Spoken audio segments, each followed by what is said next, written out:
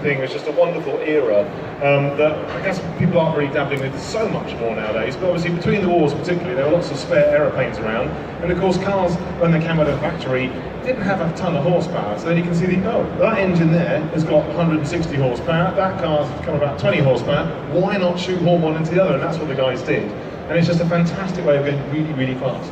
Of course, I mean, my father actually, my love of motorsport actually grew thanks to Brooklands, because my dad lived near Brooklands and was drawn to that racetrack in the 1920s to watch these huge aero-engine machines roaring around the banking of Brooklands. They were perfect for that because it was full throttle and not much cornering. So my dad fell in love with motorsport then, and then he took me to Goodwood. So my love of motorsport actually began with these aero-engine machines.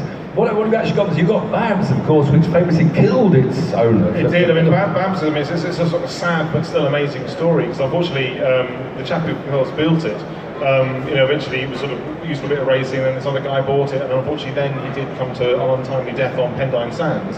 And the car was sort of in the accident. The car sort of just tumbled and flung into the sand dunes. And unbelievably, it was sort of left there. So it just got buried, and they just left it. I guess obviously it was a horrible time. And then I think it was some 40 years later, a chap thought, I know where it is, I've got a metal detector, off you go. And he actually kind of dug the thing out, restored it, and he's been racing it ever since. It's a wonderful story. What plane did that engine come out of? Now you're asking. I've actually already forgotten that. I think it was is that the Zeppelin one? I'm not sure. Anyway, it's about 600 horsepower. And it's a monster, and it sounds fantastic. And you can, I mean, what's really interesting as well is the aero that they were playing with at the time as well, because of course they kind of even then they knew about. I mean, the very first speed record ever was an electric car, which is incredible.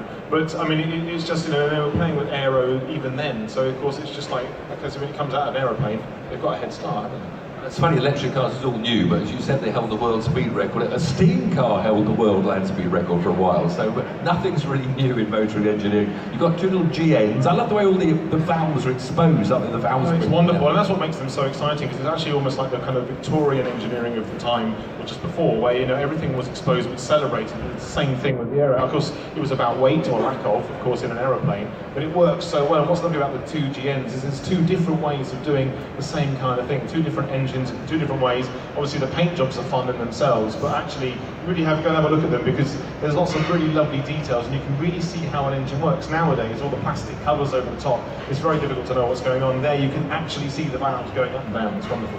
I just find yesterday you fired up the Delage. You've been allowed to do it again. Yeah, well, we've just been having a chat actually. I think it looks like we're going to get the go-ahead, so hopefully for the rest of today, maybe tomorrow, we're going to have a couple of goes. What time might that happen? I have no idea yet, so you're going to have to watch this space. It's the Hispano Suiza Delage.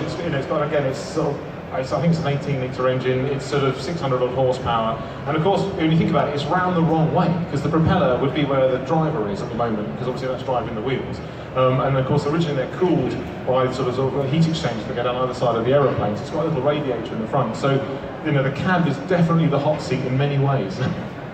Anyway, make sure you look at the stand and hopefully hear it far out. But of course you're most famous as the man problem solving on Wheeler Dealers. There was a small divorce that nobody would have noticed, and everyone's wondering, what have you been doing since then?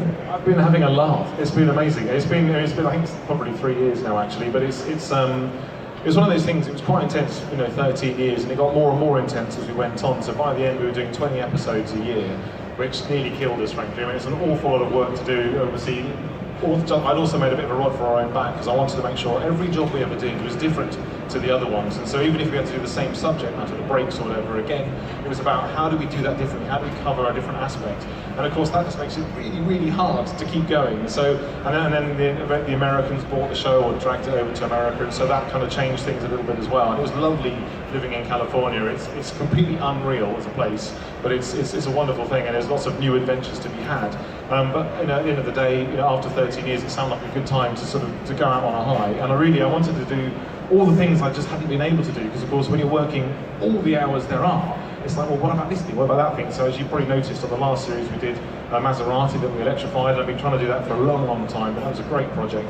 And then we did the Peking to Paris sort of Cadillac as well, and we've actually got the other car, you might remember, that we had to buy to get the engine to borrow. Well, that's actually here in the pink, so theoretically if I get the thing to start again, we're going to be coming up and down the hill, or the hill, it's not really a hill, the track, the Grand Avenue. Well, the Grand Avenue shows, there's still 3 to go today, or 2 more to go today. It's all about firsts. So what was the first for that car then? Well, it's actually quite special because the Cadillac was the first production V8 for one thing. So in 1914, so it's an 18, but it's exactly the same engine or something block. And then it's also the first car to have all the controls in the way that we remember them today. Because of course Henry Ford messed about with the pedals in a different order. Used to have handbrake levers and gears outside. So also this was inside. It had a key ignition. It's also very new. And of course it's also the car with the first actually electric starter, which is great. And that was a very sad story where the owner of Cadillac, his best mate, actually died. It broke his jaw with one of these, like a kickback, and he got sepsis and died. It was all very nasty. And so he just said, right, we're going to sort this out. So he got together AC Delco, and they actually invented effectively the first starter motor, and probably really the death of the steam and electric cars at the time, unfortunately. But so it's a really special car. It's amazing.